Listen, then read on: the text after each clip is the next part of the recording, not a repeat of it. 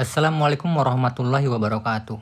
Seperti biasa cuy, aku gak akan terlalu banyak basa-basi, so kita akan langsung saja kepada intinya, oke? Let's go!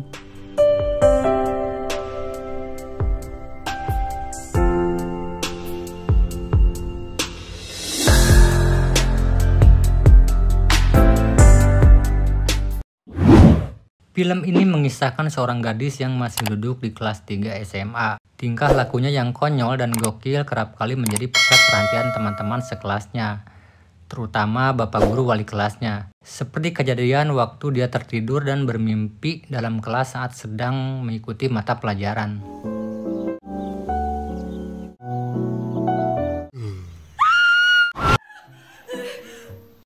Gadis yang bernama Ha-Yung ini jatuh cinta dengan seorang pemuda kampus yang sombong, tapi super ganteng dan tajir melintir cuy. Hingga setiap wanita yang melihatnya pasti akan terpesona dan kelepek-kelepek karena kegantengannya.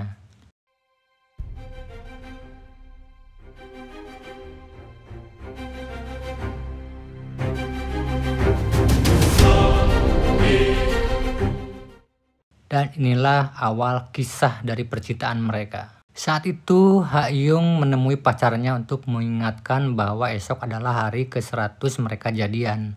Tapi boro-boro memberikannya kado perayaan, pacarnya malah minta putus darinya. Ha-Yung merasa kesal karena telah dicampakkan pria yang usianya lebih muda darinya. Dan saat perjalanan pulang, Ha-Yung yang masih kesal karena diputusin pacarnya, melampiaskan kemarahannya dengan menendang sekuat tenaga kaleng kosong bekas minuman yang tergeletak di jalan.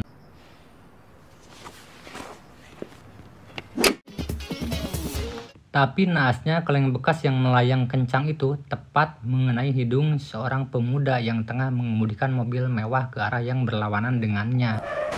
Dan inilah dia, Hyung Jun, sosok pria tajir melintir yang ganteng, sombong, dan cuek berat cuy. Hyung Jun menghampiri Ha-Yung dan meminta ganti rugi untuk kerusakan mobil kesayangannya. 저 차 주인이다. 왜? 죽을 뻔했잖아. 한 번만 봐주시면 안 돼요? Ha-Yung yang hanya seorang gadis miskin pun merasa keberatan, apalagi harus mengganti rugi sebesar $3.000. Kemudian dia mengelabui Hyung Jun dan kabur meninggalkannya.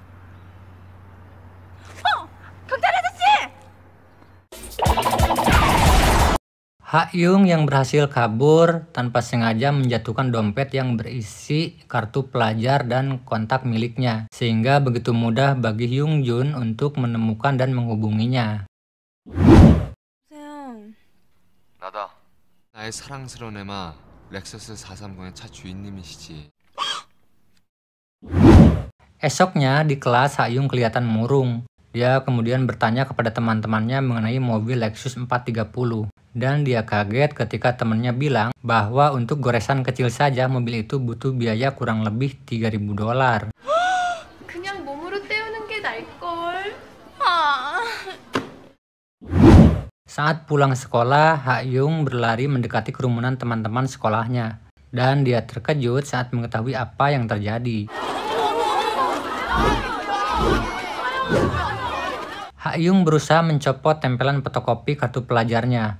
Namun aksinya berhenti karena mendengar seseorang yang menyapanya. 오랜만이다. 어휴, 얼굴 좋아졌는데. 웬일이세요?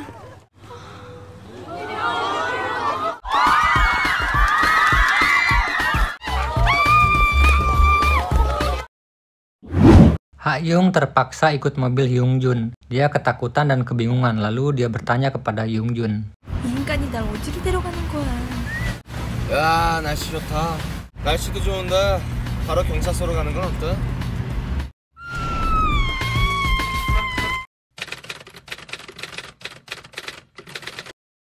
여기 동네 뒤에 야산으로 갈까?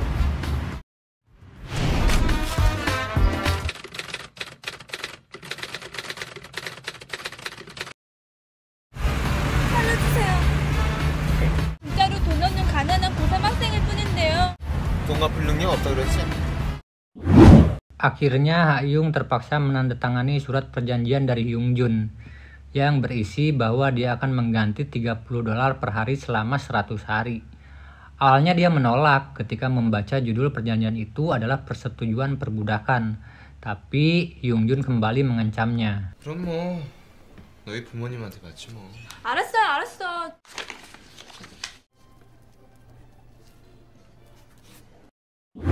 Suatu hari di sekolah, saat Ha-yung tengah asik mengobrol dengan teman-temannya, tiba-tiba Hyungjun menghubunginya, memaksa Ha-yung untuk segera datang ke apartemennya. 근데 무슨 일? 지금 집으로 와라. 네?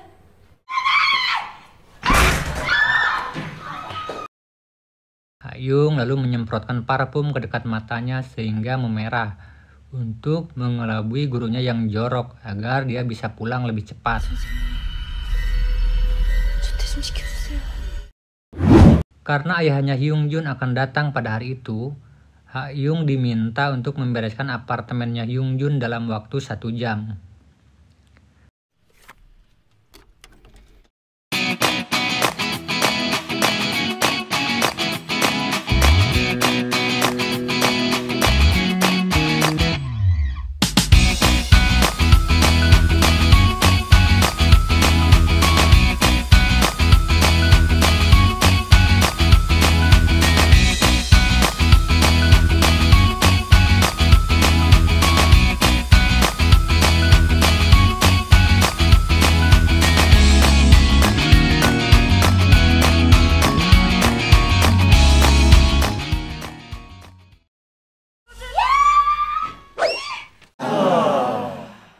원조교제 아니야?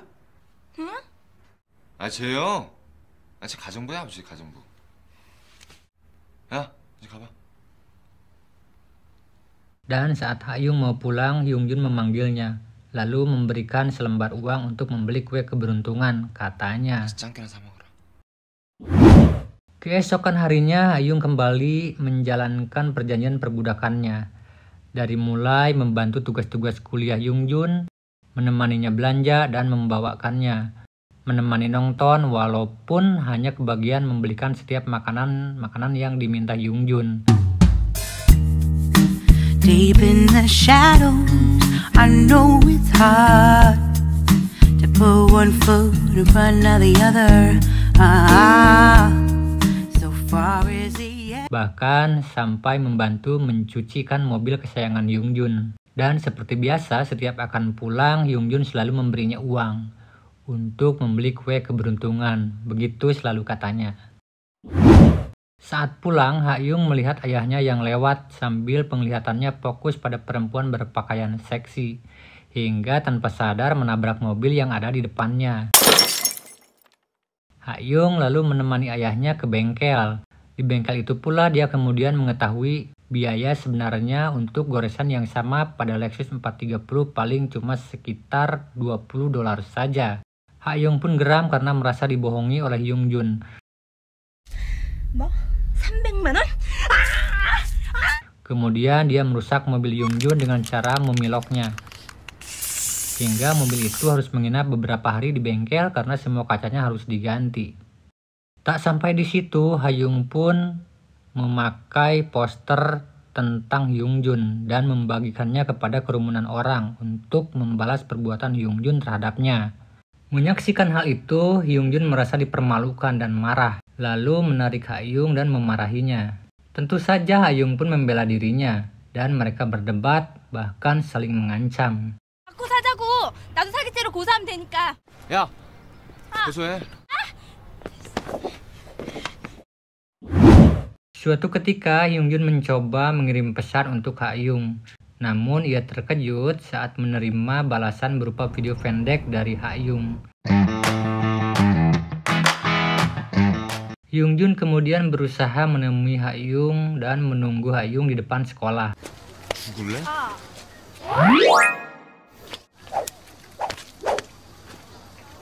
Ha-yung yang melihat kejadian itu segera ambil tindakan untuk kabur.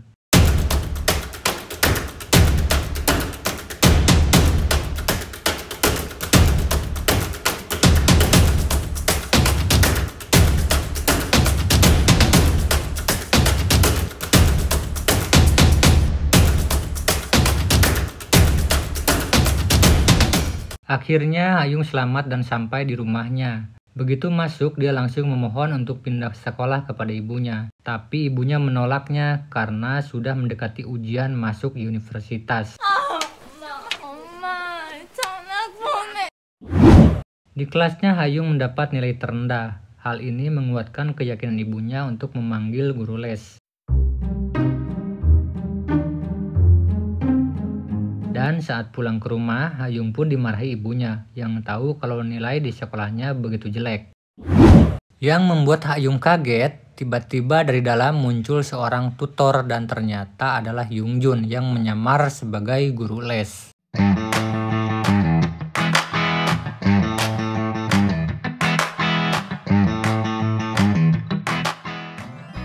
Hayung terpaksa mau diajari Yungjun. Hari demi hari banyak hal-hal konyol yang mereka lewati. Sialnya, Hayung yang on dalam setiap mata pelajaran selalu saja menjadi bulan-bulanan Yungjun. Nampaknya mereka mulai merasa saling menyukai, namun sama-sama gengsi untuk mengatakannya.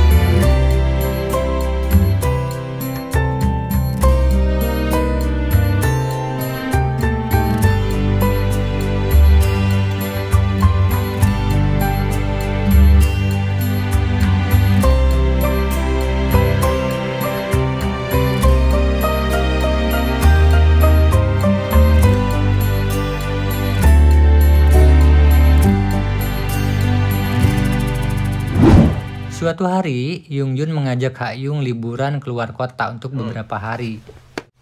그거야 그렇지만 들어오는 건데도 외박은 절대 안 되거든요. 괜찮아. 다 방법이 있는 일이야. Kemudian Yungjun membuat kejutan hadiah palsu paket liburan ke Pulau Jeju untuk orang tua Hayung. 빨리 와. 날씨 죽인다. Sehingga ia bisa keluar membawa Hayung untuk liburan musim panas ke sesuatu tempat.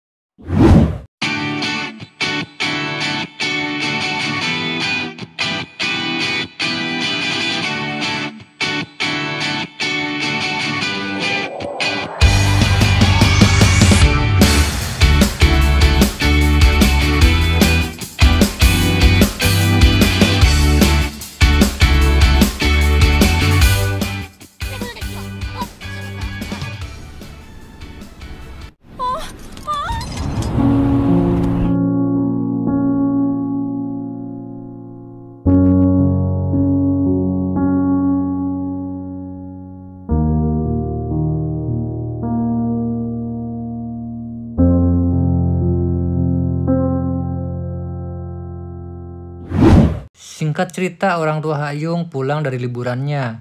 Mereka senang saat melihat Hayung begitu rajin belajar. Mereka gak tahu kalau anaknya juga baru pulang liburan.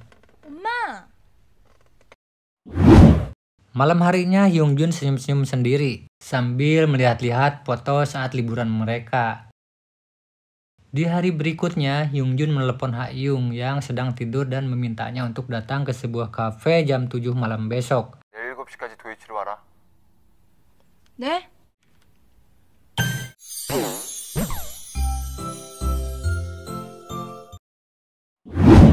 Esoknya, Hayung pun datang ke kafe yang disebutkan Yungjun. Di sana sudah berkumpul Yungjun dan teman-temannya. Teman-teman Hayung pun hadir juga di sana saat itu. Lalu mereka memulai pesta yang jorok-jorok.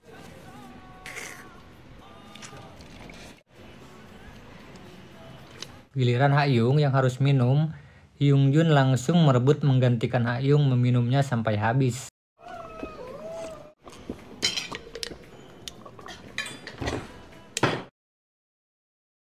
Ternyata malam itu adalah malam perayaan ke-100 perjanjian perbudakan antara Yungjun dan Hayung. Sepertinya mereka sama-sama gak rela kalau harus berpisah. Karena merasa undangan Hyungjun adalah untuk merayakan ulang tahun Hyungjun, Ha-yung membawa hadiah celana boxer untuk Hyungjun.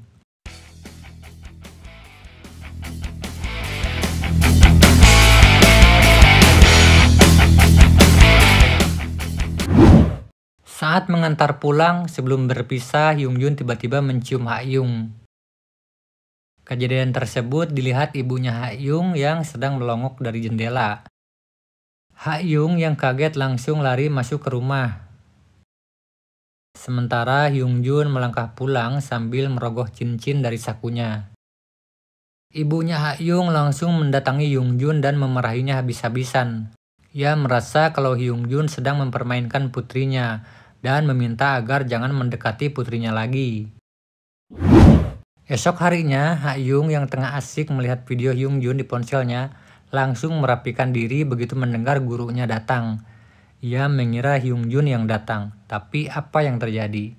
인사드려. 새로 오신 과외 선생님이셔.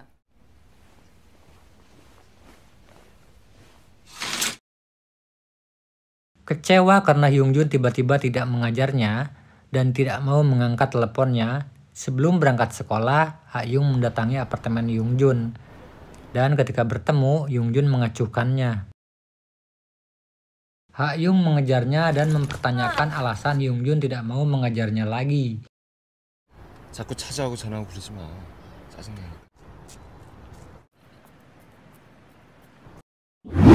Ha-yung benar-benar kehilangan gairah hidup, apalagi belajar. Seokjung, guru barunya pun terheran-heran melihat tampang kusut dan tingkah kegalauan Ha-yung. Untuk menghiburnya, ketiga teman Ha-yung mengajak makan dan minum sampai mabuk.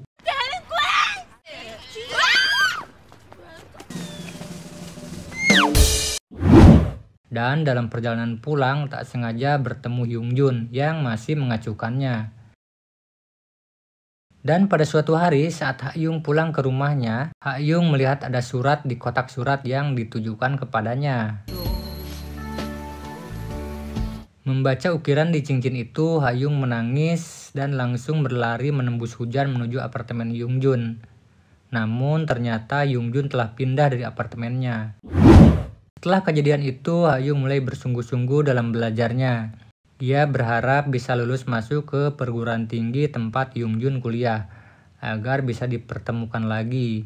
Ia pun bekerja keras untuk itu.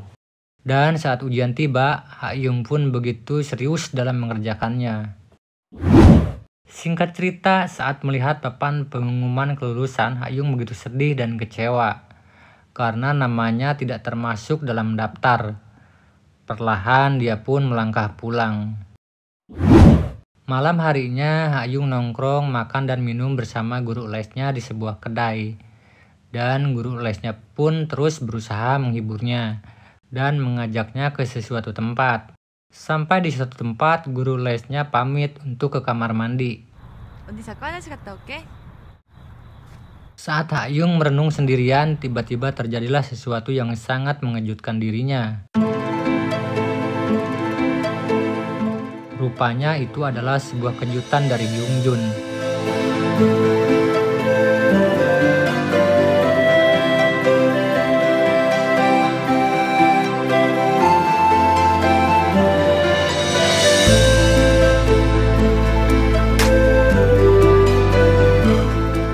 Kemudian Hyungjun menceritakan semuanya, dari mulai meminta Seokjung untuk menjadi guru les, serta semua bahan pelajaran terbaik yang disiapkan teman-teman Hyungjun. Dan juga termasuk mendatangi rektor universitasnya untuk meminta nama calon mahasiswa yang bernama Kang Ha-yung tidak dipasang di papan pengumuman. Mereka lalu berpelukan bahagia dan film pun selesai. Terima kasih untuk kalian yang sudah menonton video ini sampai habis. Assalamualaikum warahmatullahi wabarakatuh.